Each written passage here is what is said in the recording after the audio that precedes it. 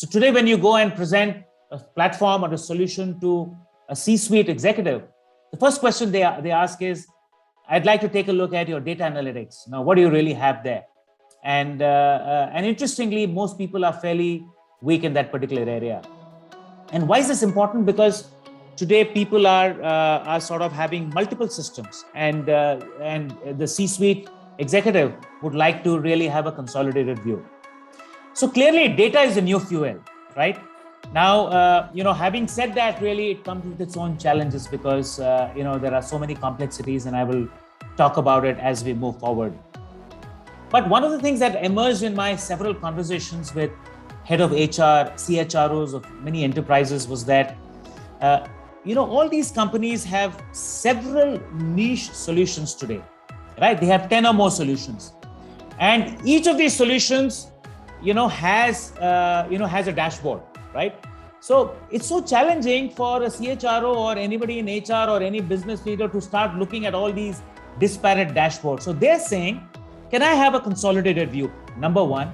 And can I have a view which relates these components? So for example, how do you correlate learning with engagement?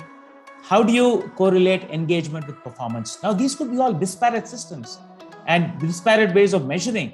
But at the CEO level or the CXO level, I would like to see the correlation between these various components. So data analytics is really now at the forefront. As far as so a lot of HRMS players are struggling because they've got basic dashboards and they're really trying basic reporting, but they don't have anything which is very sophisticated, which does deep analytics, which gives deep insights. Because one is to have a lot of data, but a lot of data can be very confusing. What do you make of this data, right? Is somebody telling you? Is it converting it into simple English, right? So that you're able to understand what am I supposed to do, right? So I think that's the other big challenge.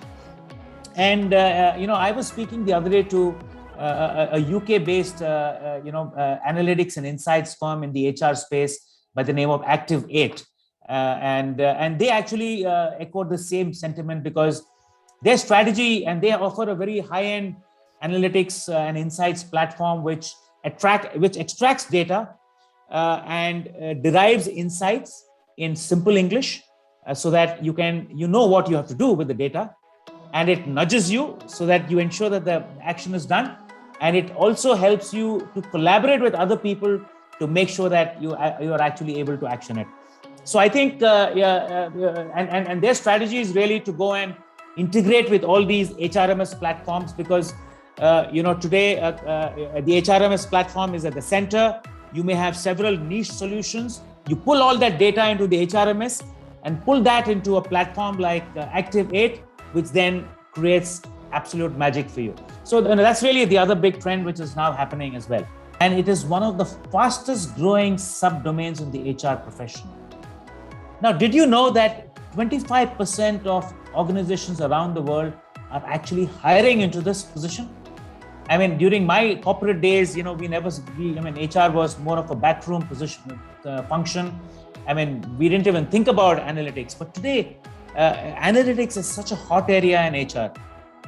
And for a lot of HR professionals around the world, it is a very, very high priority area. And a lot of people are building skills professionally so that they can professionally call themselves as analytics professionals in the HR space. But what we also need to know about this is that it is also a moving target. Now, there are lots of technologies out there which is making analytics easier. But at the same time, the number of data sets and the scope of problems that we are trying to solve is also rapidly increasing. So this makes it very complex. Also, the fact that HR tech and work tech is sort of merging together is increasing, the kind of data sets that you need to look at, and the correlations that you need to build. So it's getting really very, very complex. So gone are the days when you could just have a dashboard or some set of reports which would address and help you. Analytics has really moved to the next level, and I spoke about some platforms earlier. So if you really look at the people analytics maturity model, there are 4 phases that organizations go through. First is a reactive phase, which is more, getting some general reports and so on. And a lot of companies, honestly, are in that phase, are in phase 1 as far as analytics go, as far as HR analytics go. Then there is the proactive phase, which is really some level of operational reporting, like dashboards, which will help you to some level of decision making. The third is a little more strategic, which is giving you more insights for taking decisions. And the level 4 is really predictive, which is really going to show you what are some trends that you can see based on the past that's happened, and therefore what are some clear proactive action steps you need to take, which to really address some of those trends. So I spoke about Activate. We were doing some fantastic work in the space, by really presenting analytics and insights in simple English, making it actionable, and therefore it is really more practical for people to execute, because a lot of companies, one of the big complaints they have is that we've got all this data, but we really don't know what to do with it. We are drowned in that data. So you need to have technologies like Activate, which will help you convert that into something that you can take action on without really trying to analyze it yourself.